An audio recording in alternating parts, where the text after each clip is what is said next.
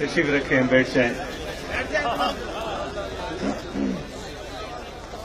نحمده ونصلي على رسوله الكريم، اما بعد فاعوذ بالله من الشيطان الرجيم، بسم الله الرحمن الرحيم۔ يا ايها الذين آمنوا اذا لقيتم فئة فاثبتوا واذكروا الله كثيرا لعلكم تفلحون۔ آمنت بالله صدق الله مولانا العظيم۔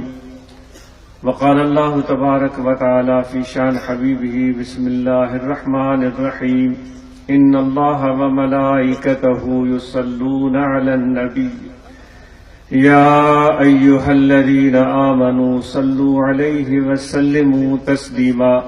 اللهم صل على سيدنا ومولانا محمد وعلى آله وأصحابه أجمعين۔ سامعین، آپ سب احباب جو یہاں بڑی محبت سے بلاتے رہے، ان کی محبت ہمیں یہاں کھینچ کر لے آئی۔ آپ کے ذوق اور شوق کو دیکھ کر بہت خوشی اور مسرت حاصل ہوئی۔ دعا ہے کہ ملاقات ہوئی ہے، اس سے محبت میں اور اضافہ ہوتا رہے، اس میں اور ترقی ہو، کیونکہ ہے ہی مزہ محبت میں۔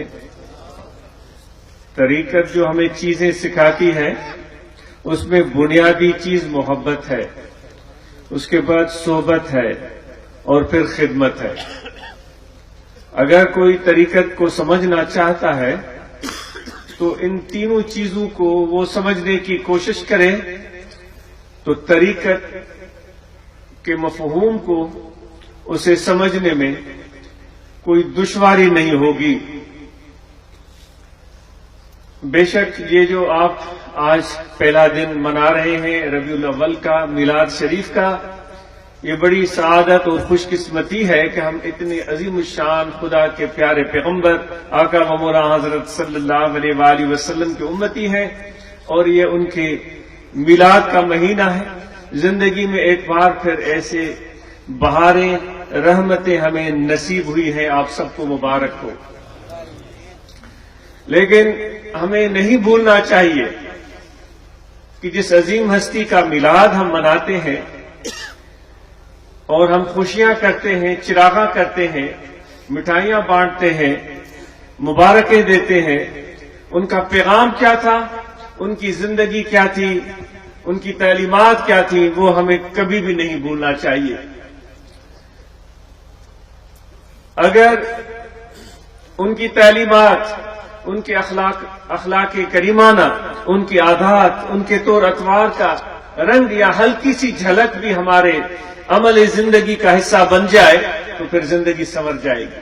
بڑے افسوس سے کہا جا سکتا ہے کہ ہم ان کی تعلیمات، ان کی کریمانہ اخلاق اور ان کے ارشادات سے آج تک ہم بے بہرہ ہیں۔ بے شک محبت کی باتیں ہم کرتے ہیں، بے شک ہم ان کی عشق کی باتیں کرتے ہیں، لیکن اپنے عملی زندگی میں کچھ تبدیلی لے کر نہیں آتے۔ نتیجہ کیا ہے؟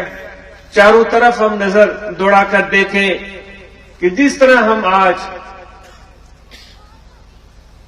تقسیم در تقسیم کے عمل سے دوچار ہیں، مسلمان باہمی بدست و گریباں ہیں،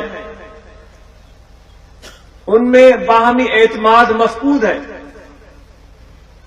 اور پھر ہماری مسلمانی بھی صرف مسجد تک محدود ہے، جو ہم رکوع اور سجود ادا کر کے وہاں سے نکلتے ہیں۔ میرے بھائیوں، ہمارے جو اعمال ہوتے ہیں، ہمارا جو کردار ہوتا ہے، ہم اوروں کو تانا دیتے ہیں،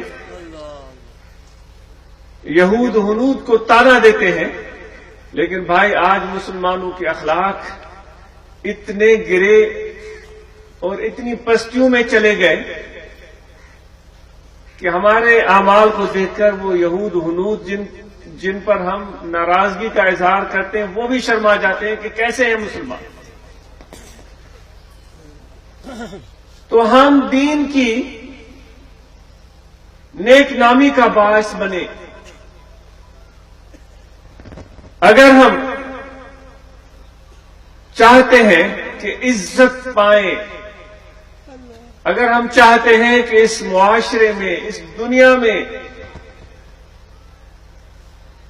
کچھ عزت کما سکیں، تو پھر ہمیں یاد رکھنا چاہیے کہ حضور علیہ الصلوۃ والسلام کے جو عادات اور اخلاق تھا وہ ہمیں اپنانا پڑے گا. ان کی سچائی ہمارے اندر آنی چاہیے، ان کی امانت داری وہ ہماری زندگی کا حصہ بننا چاہیے، جس سے ہم کو دور ہے. ہم جب بارگاہ رسالت باب صلی اللہ علیہ وآلہ وسلم میں پیش ہوتے ہیں تو ہمارے اعمال بھی ان کے سامنے ہوتے ہیں، ہمارے اعمال بھی ان کے سامنے ہوتے ہیں. لکھا ہوا ہوتا ہوگا کہ نمازیں پڑھتا ہے، حج بھی کرتا ہے، عمرے بھی کرتا ہے، لیکن یہ جھوٹ بھی بولتا ہے. ذرا سوچیں، لکھا ہوا ہوگا کہ یہ حاجی بھی ہے، یہ حافظ بھی ہے، یہ مولوی بھی ہے، یہ پیر صاحب بھی ہے، یہ قاری بھی ہے، لیکن خیانت کرتا ہے، دھوکہ دیتا ہے، ماں باپ کی بے فرمانی کرتا ہے، ملاوٹ کرتا ہے، ذمہ داریوں سے بھاگتا ہے.